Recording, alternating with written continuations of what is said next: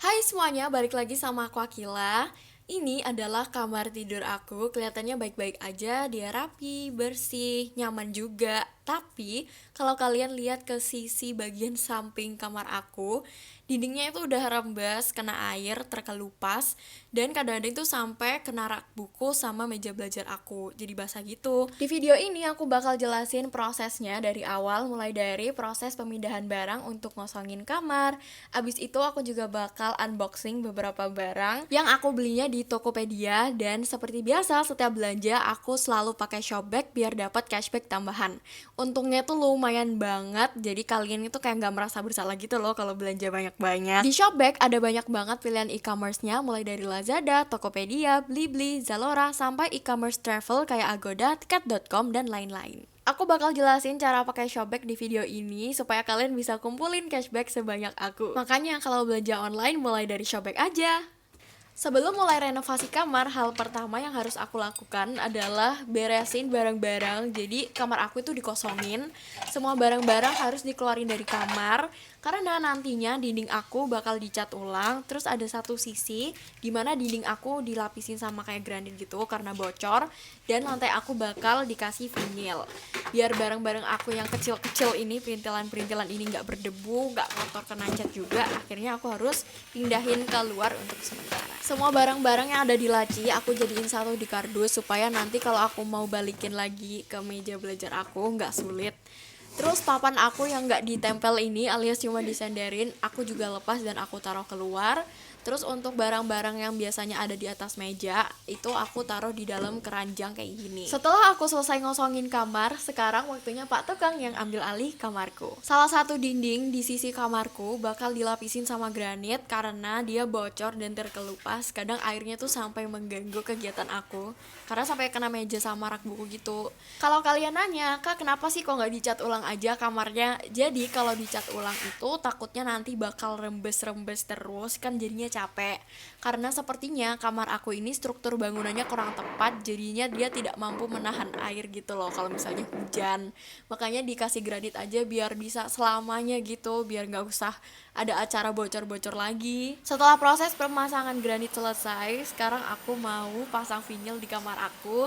Sebenarnya dari dulu itu aku pengen banget pasang vinil, cuman kok aku ngerasa vinil itu kayak nggak awet dan lain-lain. Terus aku tanya ke teman-teman aku yang udah pasang vinil, dan vinil mereka baik-baik aja. Untuk vinilnya aku beli merek Tidy, belinya di Mitra 10, tapi mereka tersedia di Tokopedia juga kalau misalnya kalian berhalangan untuk datang langsung atau kalian ada di luar kota. Setelah aku hitung, kamarku membutuhkan 2 box vinil dan satu boxnya itu ada 27 pieces.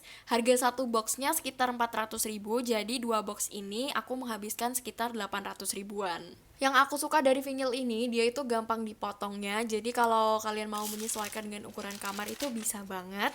Dan dia itu nggak perlu lem untuk proses pemasangannya. Caranya tinggal lepas aja kertasnya dan tempel kayak lagi pakai stiker. Setelah ditempel ke lantai, kalian bisa ketuk-ketuk pakai palu atau dikasih tekanan pakai tangan kalian supaya dia lebih merekat. Seperti biasa akan ada Abrar yang siap membantuku hari ini untuk pasang vinil. Dia tuh jago banget hal-hal yang berbau mekanis atau kayak masang apalah, nempel apalah, itu dia selalu bisa.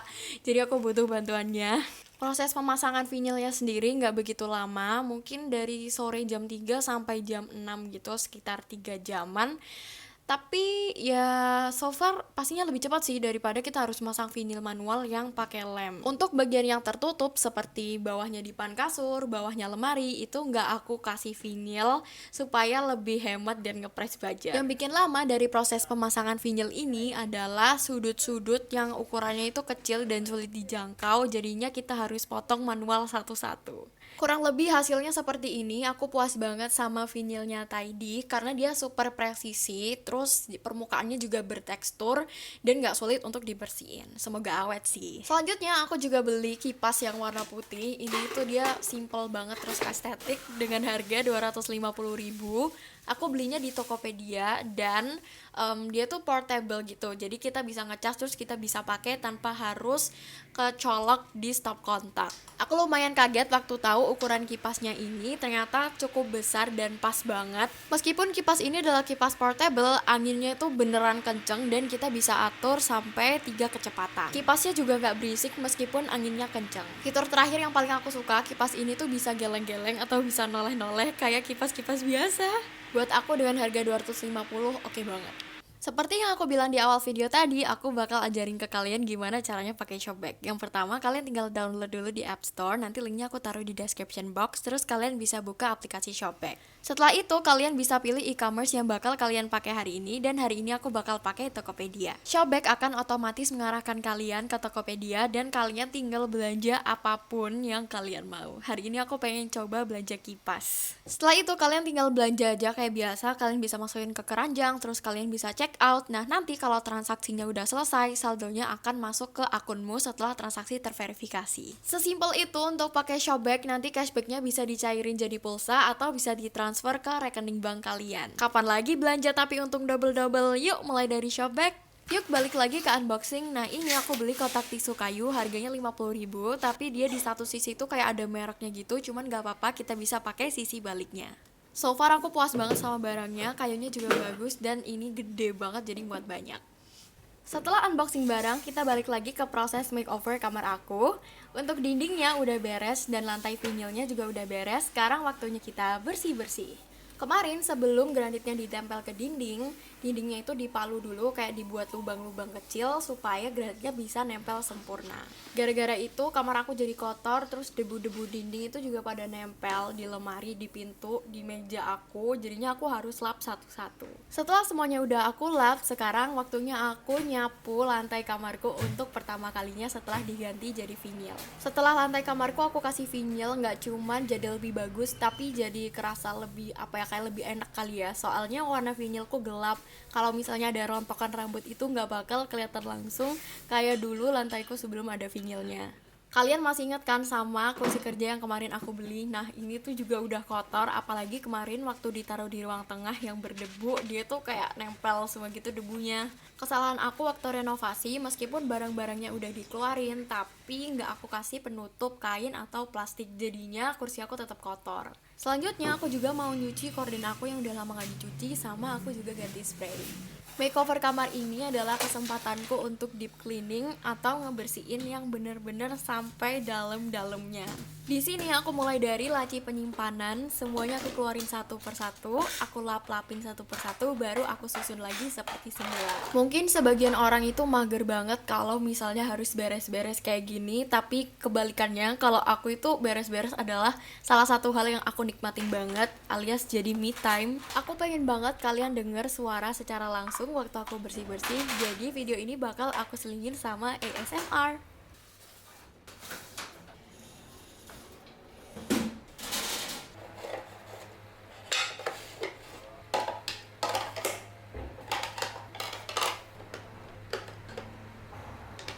Setelah laci penyimpananku selesai, sekarang waktunya pindah ke laci skincare. Di sini aku punya rak kecil yang aku rapiin, terus aku juga kembaliin lampu tidur aku.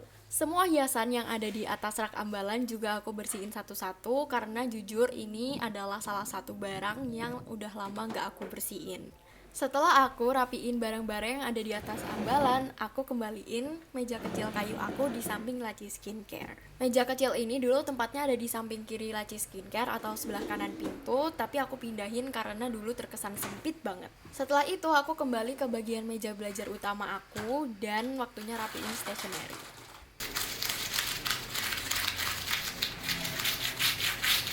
Aku selalu urutin brush pen aku berdasarkan warnanya waktu disusun biar dilihatnya itu enak dan gak terkesan berantakan.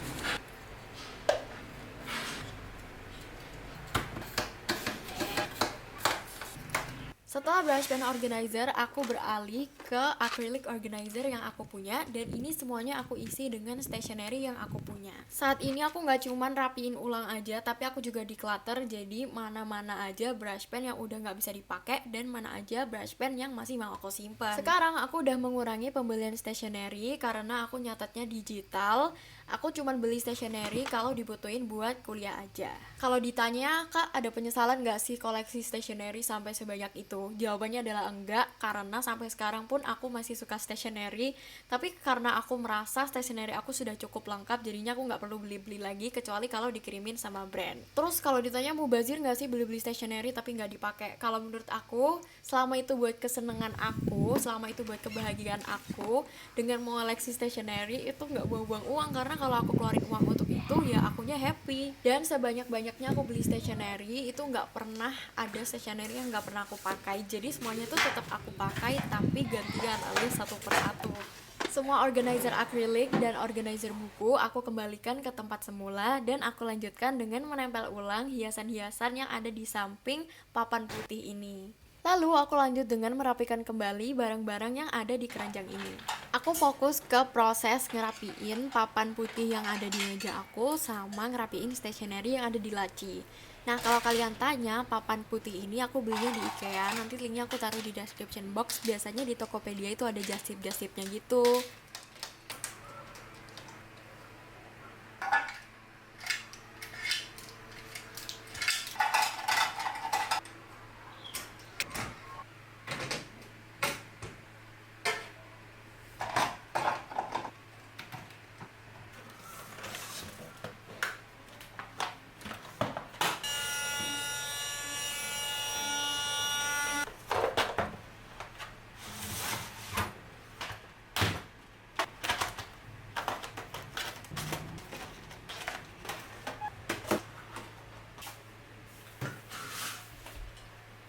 Setelah laci penyimpananku semuanya sudah rapi, alat tulis sudah terjejer, aku mau ngeganti stop kontak aku yang udah buluk ini jadi stop kontak yang baru.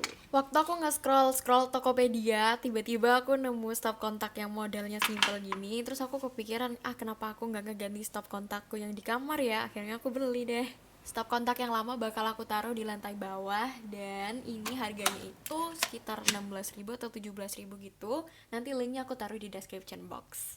Akhirnya selesai juga perjalanan kita yang panjang ini, dan kamar aku udah selesai. Gak ada lagi air-air yang rembes di dinding, lantai aku juga udah lebih cantik, kamar aku udah rapi, udah bersih, pokoknya nyaman banget. Sampai sini dulu aja video final room makeover aku. Untuk video room tournya masih menyusul ya. Jangan lupa selama bulan September sampai Desember pastiin kalian belanja di Shopback, khususnya di setiap tanggal kembar seperti 99, 10-10, 11-11, dan 12-12, yaitu Shopback Shopfest, yaitu festival belanja tahunannya Shopback dimana bakal ada obral cashback ekstra. Nanti cashbacknya bakal berkali-kali lipat, terus ada flash sale juga, banyak voucher, pokoknya kalian pantengin terus. Bye, see you di video berikutnya.